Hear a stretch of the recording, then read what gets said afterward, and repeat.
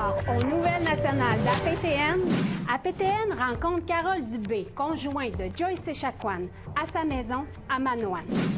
En entrevue, Marjolaine Étienne, la nouvelle présidente de Femmes autochtones du Québec. Koué, bonjour. Je suis Chouchane Bacon. Bienvenue aux Nouvelles nationales d'APTN. Par sa mort, Joyce Echaquan a mis en lumière le racisme systémique dans le réseau de la santé du Québec. Le rapport du coroner a été déposé à la fin septembre. Une poursuite judiciaire est à venir. Son décès a bouleversé la vie de plusieurs personnes, mais surtout celle de sa famille et de son conjoint. Voici ce que j'ai préparé pour vous.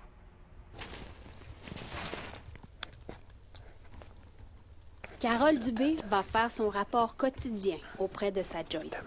Il donne ses nouvelles, ce que les enfants ont fait au cours de la journée.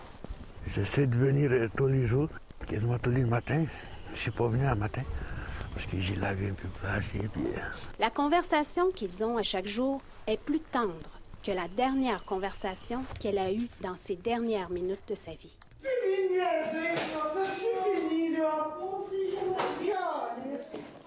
Ces propos ont déclenché l'onde de choc à travers les médias sociaux, mobilisant les Premières Nations à travers le Québec pour obtenir justice pour Joyce. Pensez-vous que si Mme Echaquan était une femme blanche, elle serait vivante aujourd'hui? Je pense que oui. Une année a passé. APTN est allé à la rencontre de Carole Dubé à Manoane. L'homme qui a perdu son âme sœur, sa confidente depuis l'adolescence. Quand nous lui avons posé la question « Comment ça va? » Je dis tout le temps bien, mais c'est pas bien. Je vais pas bien. Je voudrais dire que je vais pas bien. Surtout si les fêtes approchent, on pense beaucoup, les enfants pensent beaucoup à Joyce. Quand ils ont décoré le sapin, ils ont parlé de leur maman.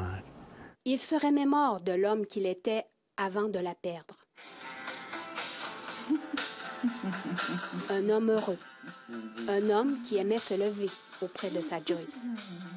Un homme qui aimait aller à la pêche. Un pompier volontaire. Un papa. Mais ça a complètement changé. Hein. C'était plus facile avec Joyce, plus simple aussi. Comme l'autre jour, je voulais aller acheter des cadeaux chez Walmart. Je ne faisais que tourner en rond.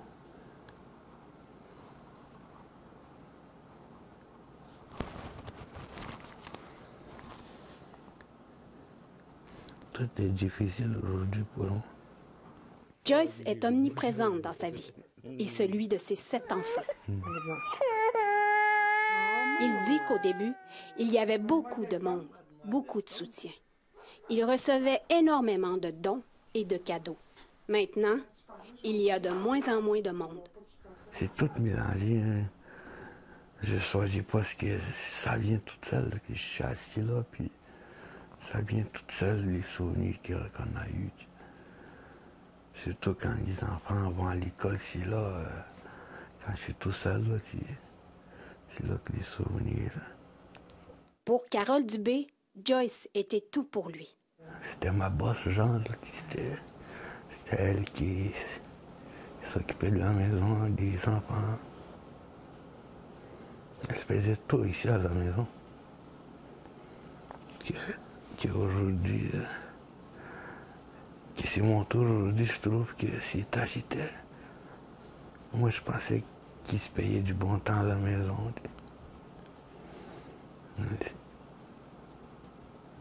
Aujourd'hui, je sais comment il travaille. Il se rappelle de la dernière conversation qu'il a eue avec sa femme. Il m'avait appelé.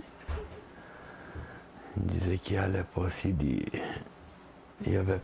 qu'elle allait passer de l'endoscopie, qu'il avait hâte de connaître pourquoi il avait mal, de m'attendre, puis de préparer les enfants pour l'école, de bien faire les tâches à la maison, qu'il me disait. bien brosser les cheveux, Jessica. C'est notre dernière discussion.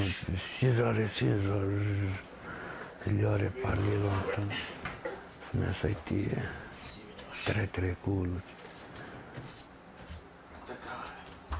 Il m'avait dit de faire la cuisine, de ne pas oublier les enfants, l'autobus. Il m'a dit, il est 7h45, ah ouais, monte avec les enfants, il va voir l'autobus. C'est la dernière conversation. Il m'a dit qu'il était fatigué, qu'il allait dormir un peu. Puis on s'est dit bye. Il se rappelle quand il a appris sa mort. Le voisin est arrivé ici. Il disait qu'il y avait des vidéos qui circulaient sur Facebook de ma femme. J'ai vu mon garçon, il descendait la côte là-bas, en courant. Il avait séché son 3e pas. Il arrivait en panique, puis je le voyais, sa peur aussi d'aussi. Il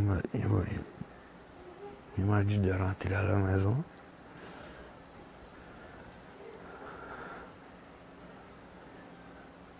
On a rentré.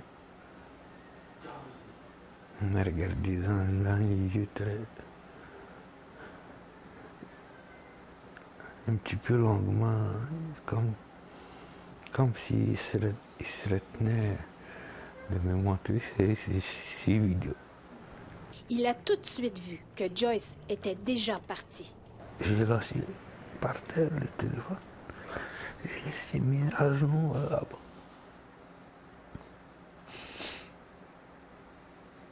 J'ai appelé mes enfants.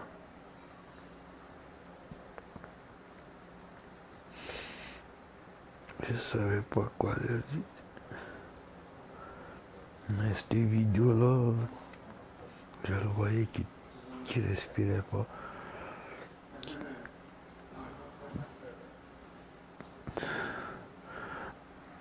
Je connais, j'ai déjà vu des morts, j'ai déjà trouvé des morts.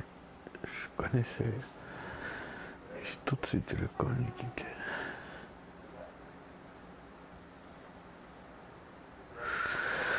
J'ai rien dit, j'ai juste resté assis avec mes enfants. Carole Dubé est en colère, mais il ne veut pas le montrer au monde entier. Il veut transformer cette colère en amour, surtout pour l'amour de ses enfants. Aux conjoints, aux parents, aux enfants, amis. C'est ce que Joyce Echaquan a connu, elle aussi, cet amour de ses parents.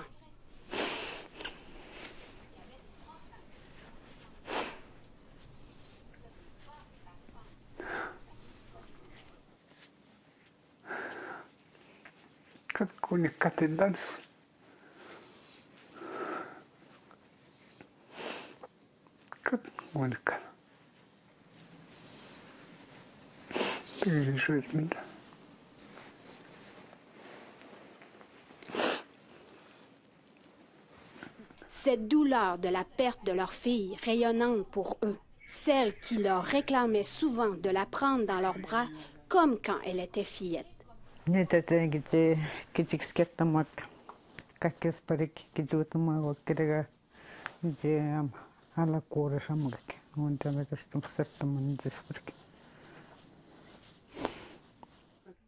Carole Dubé est toujours en attente de donner cette nouvelle à sa femme dans son rapport quotidien sur la poursuite qui est à venir.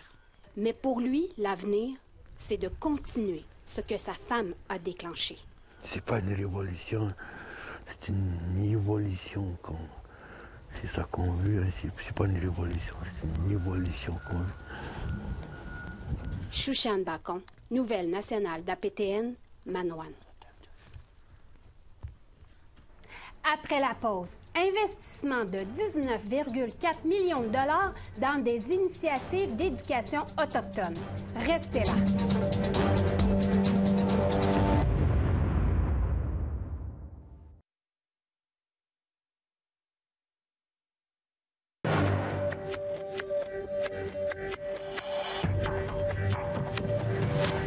bienvenue aux Nouvelles nationales d'APTN. Pendant 3 années consécutives, la Gendarmerie royale du Canada a fait des descentes dans des camps des Wet'suwet'en au sujet d'un conflit lié à une pipeline dans le nord de la Colombie-Britannique. Une porte-parole des Wet'suwet'en affirme que leur résistance sur le territoire se poursuivra malgré les récentes arrestations. Un reportage de Lee Wilson. Get your gun off me! This is sovereign Wet'suwet'en land! À la mi-novembre, la GRC lourdement armée a imposé une injonction relative à Coastal GasLink, ce qui a conduit à plus de 30 arrestations. Slato, membre du clan Gedemdin, en faisant partie. It was a pretty traumatic experience. Selon Slato, avoir un fusil pointé vers moi avec un rayon laser fut une expérience traumatisante. Je pouvais même entendre distinctement les chiens. C'est ce que j'attendais le plus. Je n'ai pas quitté les yeux de l'homme qui avait l'arme sur moi. Après avoir été détenu pendant 5 jours, Slato a été libéré et est retourné à son chalet dans le territoire.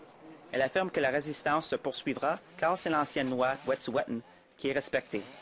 Because of our sovereignty, Notre revendication et notre site de propriété représentent une menace énorme pour l'industrie privée et les entreprises d'extraction, ainsi que pour l'État. Ils viendront utiliser ce genre de force, car nous sommes une menace pour eux, simplement parce que nous sommes un peuple autochtone sur notre territoire qui essaie de faire respecter nos lois. Slato parle de l'intérieur de sa cabine sur le territoire. Elle y vit avec sa famille depuis 2012. Le point d'accès à Gedemdin, dans le cadre d'une résistance aux pipelines. Coastal GasLink est le constructeur d'un pipeline de 670 km qui s'étendra du ruisseau Dawson dans le nord-est de la Colombie-Britannique au terminal à Kitimat. L'entreprise a signé des ententes avec 20 bandes de Premières Nations le long du projet. Selon elle, le projet est achevé à 50%. Dans une vidéo récente, le chef héréditaire, Wet'suwet'en, Wause, a déclaré que les chefs héréditaires n'ont jamais été consultés. Slato affirme qu'il respecte la loi Wet'suwet'en, ce qui, selon lui, est confirmé par une décision de la Cour suprême du Canada datant de 1997. and the fact that the Wet'suwet'en Le fait est que les chefs héréditaires n'ont jamais atteint leur titre. Cela signifie que nous avons toujours le titre de propriété de la terre et que notre système de clan est celui des décideurs.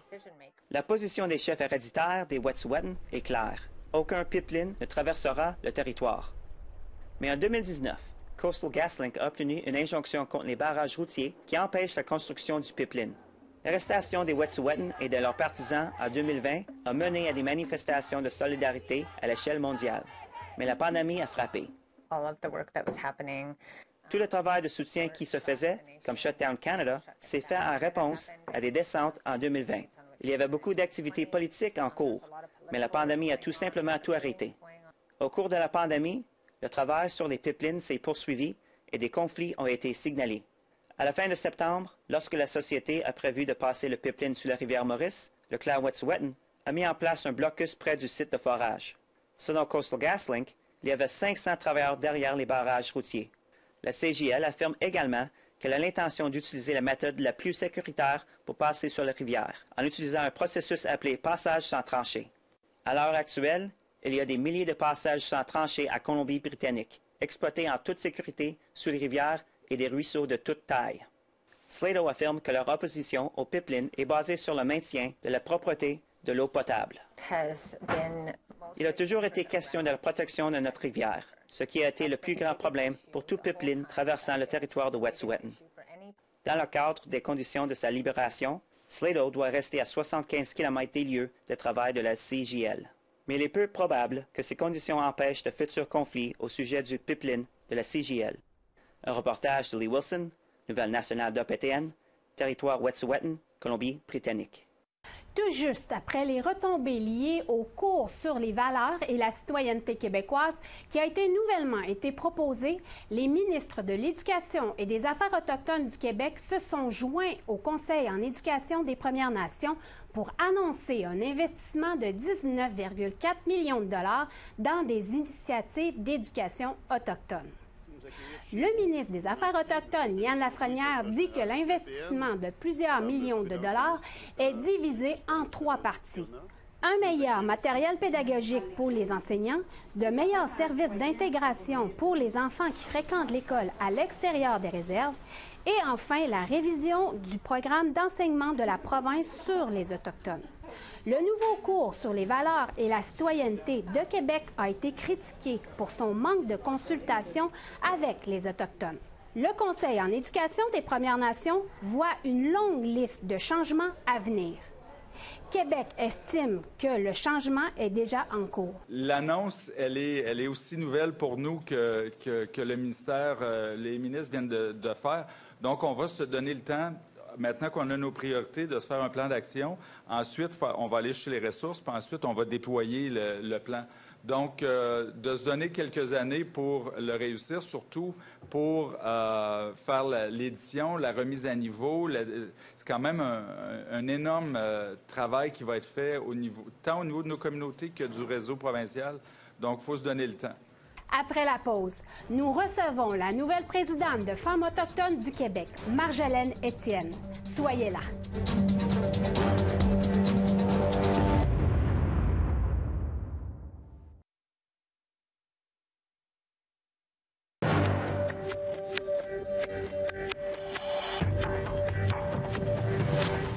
Bienvenue aux Nouvelles nationales d'APTN. En fin de semaine avait lieu l'Assemblée générale de femmes autochtones du Québec, qui a élu leur nouvelle présidente, Marjolaine Étienne. Innu de Mashteuiatsh a remporté ces élections au deuxième tour. Celle qui vient d'être nommée comme présidente du conseil d'administration du Fonds de contribution volontaire des Nations unies pour les peuples autochtones et celle qui est directrice générale de la Société de communication Atikamekw et Montagnais. Elle vient nous donner ses réactions et ses aspirations concernant son mandat. La voici. Queen Ujimashko, Marjolaine Étienne, bienvenue aux Nouvelles nationales de la PTN. Oui, Suzanne. Comment vous sentez-vous le lendemain de vos élections? Je me sens bien. Je me sens bien aussi et confortable dans ce nouveau rôle de présidente pour représenter l'ensemble des femmes des Premières Nations. Donc, je suis sereine et puis je saisis très bien les tâches où les enjeux sont à venir pour moi aussi également.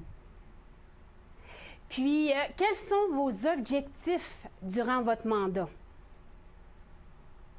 J'ai un objectif, j'en ai quand même plusieurs, mais je pense qu'il y a un mandat de 3 ans aussi. Et puis bon, il y en a un qui me tient à cœur et que j'ai lancé hier là, au cours de mon discours auprès des femmes qui étaient présentes à l'AGA, l'Assemblée générale des femmes autochtones du Québec. C'est celle, effectivement, d'amorcer un gros chantier qui concerne l'aspect de travailler sur un projet de loi qui deviendra un droit ou un droit des femmes. Et puis, je pense qu'il faut saisir cette opportunité-là, comme je disais aux femmes qui étaient présentes à la GA, de notre sénatrice qui est à Ottawa, Mme Odette. Et puis, je l'ai entendu effectivement là, qu'elles ont des axes. Elle a des projets aussi qui tournent autour de l'autodétermination et de l'éducation. J'ai fait le lien et tout le reste, puis je me suis dit, bon, on est rendu là, je pense, effectivement, à propulser FAC à travailler sur des projets de loi et pour que ces lois deviennent des droits pour les femmes. Puis, vous êtes directrice générale de la Société de communication Atikamekw et Montagnais et vous avez été récemment nommée comme présidente du fonds de contribution, excusez-moi, mais présidente du conseil d'administration du Fonds de contribution volontaire aux Nations unies pour les peuples autochtones. Comment comptez-vous garder vos postes? Je pense que l'aspect au niveau du poste que j'occupe présentement comme direction générale à la SOCAM, comme je disais hier à l'AGA, je suis en poste en période d'essai. Et puis, le fait d'être en période d'essai, me permettait effectivement aussi de pouvoir saisir d'autres opportunités parce que j'étais quand même pas confirmée à ce poste à ce moment-ci. Mais il reste que quand même que à ce moment-ci, il y a des discussions vont avoir lieu effectivement là, avec mon superviseur fonctionnel. Et puis, en même temps, je vais être au poste de présidente Femmes autochtones du Québec à m'approprier des dossiers. Déjà, ce matin, là, il y avait à mon agenda là, des choses qui sont déjà là, en rencontre. Puis je pense qu'effectivement, avec le poste de présidente du Fonds de contribution des peuples volontaires là, à l'ONU, ce poste-là de présidence est une durée d'1 an et elle est sous forme de conseil d'administration, donc des rencontres annuelles qui tournent autour à peu près là, 4 fois par année. Et puis je pense que le fait que je sois assis à ce fonds va permettre effectivement aussi également là, de pouvoir offrir à ces femmes-là de différentes nations aussi de pouvoir aller déposer leur plaidoyer à l'ONU dans les instances onusiennes qui concernent les dossiers ou les questions autochtones. Par exemple, le MEDPA, le mécanisme d'experts des peuples autochtones. Donc, il y a des choix à faire. J'étais claire hier avec l'Assemblée générale. Il y a des choix clairs à faire. J'ai des décisions à prendre. Mais il y a ces moments de discussion-là aussi que je vais devoir avoir avec mon employeur à ce moment-ci avec la SOCAM. Puis, comment vos expériences à la SOCAM ou aux Nations unies peuvent vous aider en tant que présidente? Tu parles de la SOCAM, excuse-moi. En tant que directrice à la SOCAM, puis en tant que consultante aux Nations unies, comment ces expériences de travail peuvent vous aider en tant que présidente de Femmes autochtones du Québec? Bien, moi, je pense qu'effectivement que déjà là, Femmes autochtones du Québec avaient des opportunités ou étaient déjà en lien avec l'international. Donc, à l'ONU, à Genève, on sait que les questions ou les dossiers autochtones se tiennent aussi également, comme je disais, au niveau des instances onusiennes et les peuples autochtones au niveau des pays du monde entier peut effectivement se tourner vers ces instances onusiennes-là, pouvoir aller déposer leur plaidoyer. Moi, je pense effectivement que le chemin qui était tracé déjà par mes prédécesseurs de présidente pour faire en sorte de se poursuivre aussi également. Je pense qu'il faut utiliser l'ensemble des tribunes qui nous permet de pouvoir faire valoir et défendre les droits. Puis je pense que ce chemin-là fait partie aussi de pouvoir le suivre et aller plus loin pour aller parler des enjeux qui nous concernent les femmes autochtones. Puis, pour vous, quelles sont la prochaine étape? Bien, la prochaine étape, je dirais qu'à ce moment-ci, à ce jour-là, aujourd'hui, bon, c'est la période de médias aussi également pour pouvoir partager, bon, aussi tout l'honneur que j'ai reçu de ces femmes-là hier. Ça a été quand même, là, j'ai été aussi surprise, j'ai été aussi, bon, honorée, aussi que des femmes aînées ont bien voulu aussi m'encercler autour. Je pense qu'il y a une photo sur Facebook qui circule.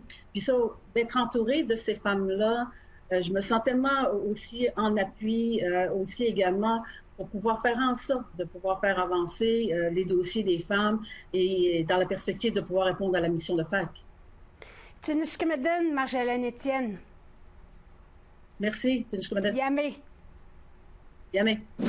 C'est ce qui conclut le bulletin national d'APTN. Je suis Chouchane Bacon. Merci beaucoup d'avoir été de nôtres. Prenez soin de vous et à la semaine prochaine.